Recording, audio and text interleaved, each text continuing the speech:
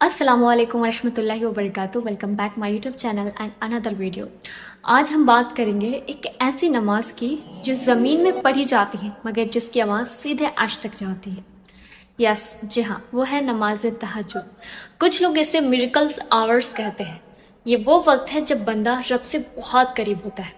आज मैं बताऊंगी इसका मुकम्मल तरीका। क्या ये नमाज औरों नमाज से अलग होती है या फिर वैसी ही होती है, और इसकी नीयत कैसी होती है, दुआ कैसे कबूल होगी, इसका कोई अलग प्रोसेस है क्या, और कौन सी सूरत इसमें पढ़ेंगे, वो सारी चीज़ मैं बताऊंगी। तो प्लीज़ सिर्फ एक रिक्वेस्ट है, वीडियो को पूरा देखें ताकि मुझे भी इंस्पिरेशन मिले आप लोगों से कि आपने पूरा देखा और मैं इंशाल्लाह इस तरह की वीडियोस बनाऊंगी। तो सबसे पहले, और कुछ भी मतलब समझ नहीं आया तो प्लीज़ मुझे कमेंट करें। इंशाल्लाह मैं हर एक का रिप्लाई करूंगी, कोशिश करूंगी पूरा रिप्लाई करने का। तो ये वही नमाज है जिसकी कोई दुआ रद्द नहीं होती।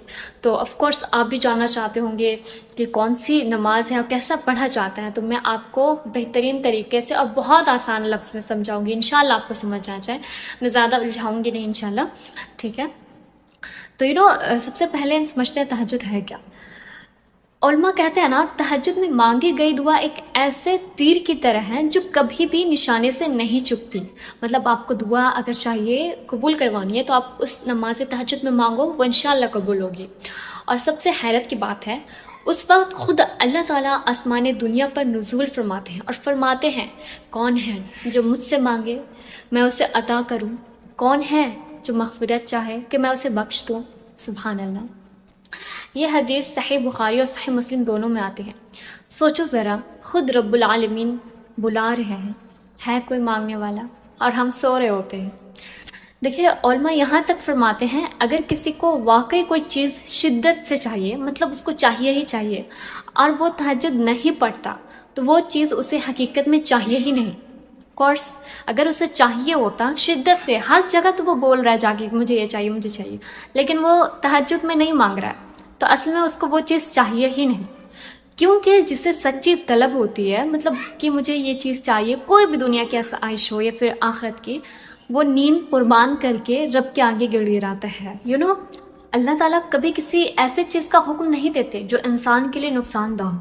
अल्लाह किसी ऐसे चीज़ का हुक्म नहीं देते जो बर्बादी या तकलीफ का सबब बने। अल्लाह जो भी हुक्म देते हैं उसमें बेशुमार फ़ायदे होते हैं, चाहे हम उन्हें जाने या ना जाने। और तहज्जुद की ताकत को कभी कम ना समझे। हम लोग तो सोने में गुजार देते हैं, अल्लाह हमें तौफीक दे कि हम नमाज तहज्जुद पढ़े हर दिन हर वक्त।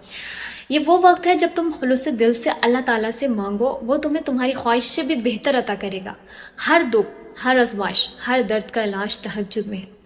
अल्लाह ताला तुम्हें इतना अता करता है कि तुम अपने सारे गम भूल जाते हो। वो तुम्हारा रब है, सबसे ज़्यादा मेहरबान है, सबसे ज़्यादा मोहब्बत करने वाला है। अपने टूटे दिल को हर रात तहज्जुद में ले जाओ, अल्लाह से मदद मांगो, वो तुम्हें ताकत भी देगा, रहनुमाई भी देगा और दिल का सुकून भी। तुम्हारी तहज्जुद की दुआएं हमेशा कबूल होती हैं, और अगर बज़ाहिर कबूल ना भी हो तो अल्लाह तुम्हें उससे भी बेहतर अता करता है। अल्लाह हमें तहज्जुद की तौफीक दे और हमारे जाए नमाज हमारी रातों को साथी बन जाए इंशाल्लाह। देखिए, रसूल सल्लल्लाहु अलैहि वसल्लम के पाँव मुबारक सूज जाते थे जब आप सल्लल्लाहु अलैहि वसल्लम तहज्जुद में खड़े होते। जब उम्मुल मोमिनीन आयशा रज़ी अल्लाह ताला ने पूछा, या रसूल अल्लाह, आप इतना क्यों करते हैं जबकि आपके पास गुनाह भी नहीं है, तो आप सल्लल्लाहु अलैहि वसल्लम ने फरमाया, क्या मैं शुक्रगुजार बंदा ना बनूं। देखिए, ये हो गया मतलब तारीफ। तहज्जुद में क्या नहीं होता है, सारी चीज़ें मतलब कबूल होने का वो इकलौता ज़रिया है। अगर सारी चीज़ें बंद हो तो ये इकलौता ज़रिया है। खैर, अब तहज्जुद का वक्त देखें। तहज्जुद का वक्त रात का आखिरी पहर है, यानी फज्र से तकरीबन 1-1.5 घंटा पहले। ये वो लम्हा है जब दुनिया खामोश होती है और आसमान जाग रहा होता है। अल्लाह कहता है कोई मांगने वाला, और फरिश्ते लिख रहे होते हैं कि किसने इस लम्हे को रब को याद किया, कौन इस लम्हे में अल्लाह को याद कर रहा है, खड़े होकर नींद को छोड़ के रब को याद कर रहा है। और अब बात करते हैं नियत की। देखिए, तहज्जुद फ़र्ज़ नहीं, यह नफल है, लिहाजा नियत आम नफल नमाजों की तरह होगी। ज़बान से कहना ज़रूरी नहीं है, दिल में इरादा ही काफ़ी है। सपोज़ दैट हम 2 रकात नफल कर रहे हैं, तो आप ऐसा भी बोल सकते हो कि अल्लाह ताला, मैं नियत करती हूँ 2 रकात नमाज तहज्जुद की, सिर्फ अल्लाह की रज़ा के लिए, मेरा मुकाबला शम्स का अल्लाहु अकबर। या फिर आप नियत ही मैं सोचो मैं नफल पढ़ रहा हूँ 2 अल्लाह के लिए, बस ये भी काफ़ी है। फिर वही अल्हम्दुलिल्लाह के बाद आप कोई सूरत पढ़े, या जैसे आप नफल नमाज कैसे पढ़ते हैं बस वैसे ही पढ़ना है। कोई और स्पेसिफिक इसका तरीका नहीं मौजूद है कि आप یہ صورت پڑھیں یہ صورت پڑھیں. اگر آپ کو لمبی صورت یاد ہے تو الحمدللہ اچھی بات ہے، آپ وہ پڑھیں. اگر چھوٹی بھی یاد ہے بس اسے دل سے پڑھنا ضروری ہے، آپ وہی پڑھ لیں. اور ہاں، جب آپ سجدے میں جاتے ہو نا تو اس سجدے کو لمبا کرو. آپ صلی اللہ علیہ وسلم جب سجدے کرتے تھے نا تو اتنے لمبے کرتے تھے کہ صحابہ سمجھتے تھے کہ شاید آپ صلی اللہ علیہ وسلم کا وصال ہو گیا ہے. تو دیکھیں سجدہ آپ صلی اللہ علیہ وسلم سوچے کتنا لمبا کرتے ہوں گے.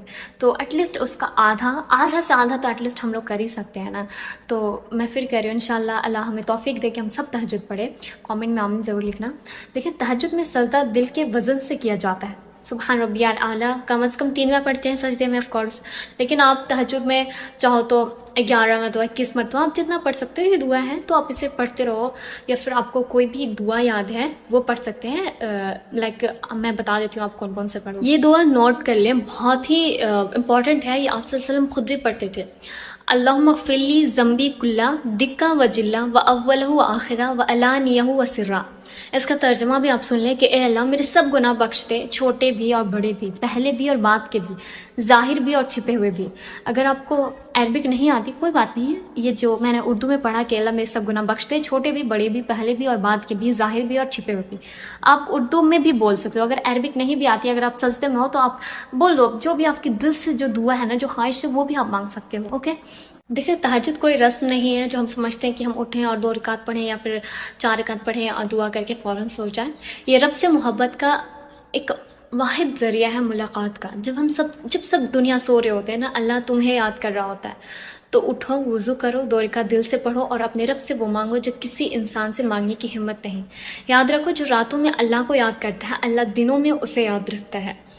تو انشاءاللہ ہم سب کوشش کریں کہ تہجد پابندی سے پڑھیں.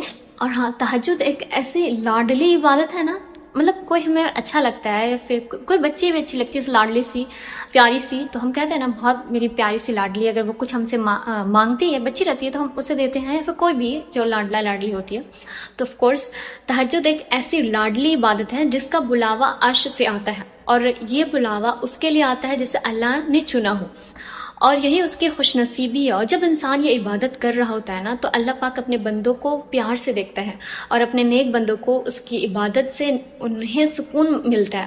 جب بھی کوئی نیک بندہ اللہ تعالیٰ کی عبادت کرتا ہے نا، اللہ کو سکون ملتا ہے اور ان کے تمام خواہشات پوری کرتا ہے. جو وہ چاہتا ہے نا، وہ چاہے مصیبت جتنی بھی بڑی ہو، آپ نے اپنے رب کی رحمت سے مایوس نہیں ہونا. ہم سب نے کوشش کرنا ہے انشاءاللہ کہ ہم ڈیلی جتنا ہو سکے 2 ہی رکعت ایٹ لیسٹ ہم رات کو اٹھیں اور پڑھیں. اور ابھی پلیز ریکویسٹ ہے، انشاءاللہ میں نے بھی کل پڑھا تھا اور انشاءاللہ میں آج رات کو ہی پڑھوں گی فلسطین اور غزہ کے لیے. یہ جو گلوبل سمود فلٹیلا تھا وہ جا رہا تھا، آپ کو پتہ ہی ہوگا، وہ سب لوگ اریسٹ ہو گئے ہیں اور اسرائیل کے جیل میں ہیں. تو پلیز ان سب کے لیے دعا کرے. اس میں ایک 22 سال کی لڑکی ہے، شاید اس کا نام گریٹا ہے. وہ ایک مرتبہ پہلے بھی جا چکی ہے اور اس نے اریسٹ کیا تھا، یہ دوسری مرتبہ وہ گئی ہے. اللہ ان سب کو بچائے، بحفاظت اسے غزہ پہنچائے، اور فلسطین اور غزہ کی حفاظت کے لیے دعائیں کرے. پلیز اسے 5 وقت کی نماز میں جب بھی آپ کو موقع ملے ان لوگوں کے لیے دعا ضرور کرے. اللہ بولتے ہیں نا کہ کس کی دعا اللہ قبول کر لی یہ کوئی نہیں جانتا. تو پلیز اپنی دعاؤں میں اسے ضرور یاد کریں. نماز تہجد کی کم از کم 2 رکعت اور زیادہ سے زیادہ 12 رکعت ہیں. البتہ اکثر و بیشتر رسول صلی اللہ علیہ وسلم کی نماز تہجد 8 رکعت تھی. اسی وجہ سے فقہ حنفیہ نے فرمایا کہ تہجد میں افضل 8 رکعت ہیں. اگر کوئی شخص محض 2 یا 4 رکعت تہجد ادا کرتا ہے تو یہ بھی درست ہے. تہجد کی نماز میں افضل یہ ہے کہ 8 رکعت 4 سلام کے ساتھ پڑھی جائے، یعنی 2 رکعت کر کے پڑھا جائے. جس شخص کا معمول تہجد کی نماز ادا کرنے کا ہے اس کے لیے یہ مستحب ہے وہ نماز وتر عشاء کے متصل بعد نہ پڑھے. مطلب اس کا یہ مقصد ہے کہ اگر آپ نماز تہجد پڑھ رہے ہو اور آپ کو پتہ ہے کہ میں کل بھی پڑھوں گا، پرسوں بھی پڑھوں گا، تو آپ جو وتر کی نماز ہے نا عشاء کی، وہ آپ 3 وتر نہ پڑھ کے آپ تہجد میں پڑھو گے نا، اس کا بھی بہت بڑا ثواب ہے. تو یہاں پہ ڈپینڈ کرتا ہے. اگر ہمیں پتہ ہی نہیں کہ ہم اٹھیں گے صبح یا نہیں تہجد کے لیے، تو پھر بہتر ہے کہ آپ 3 رکعت پہلے ہی پڑھ لیں، عشاء ہی میں پڑھ لیں.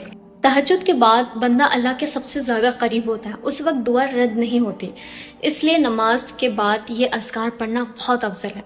استغفر اللہ ربی من کل ذنب و اتوب الیہ، دوسرا درود شریف، تیسرا تسبیحہ سبحان اللہ الحمدللہ اللہ اکبر 33 مرتبہ جانتی ہوں گے.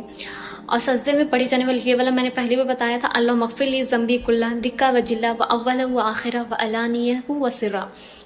اور آپ نے جو دعا آتی ہے، اذکار آتی ہے، وہ بھی آپ پڑھ لیں. اس کے بعد دعا کرنے کا صحیح طریقہ کیا ہے؟ دیکھیں، سب سے پہلے اللہ کی تعریف سے آغاز کریں، مطلب آپ جب نماز تہجد پورا پڑھ لیں تو پھر ہاتھ اٹھائیں اور اللہ کی تعریف سے آغاز کریں۔ بہت لوگ کیا مسٹیک کرتے ہیں دعا کرنے سے پہلے؟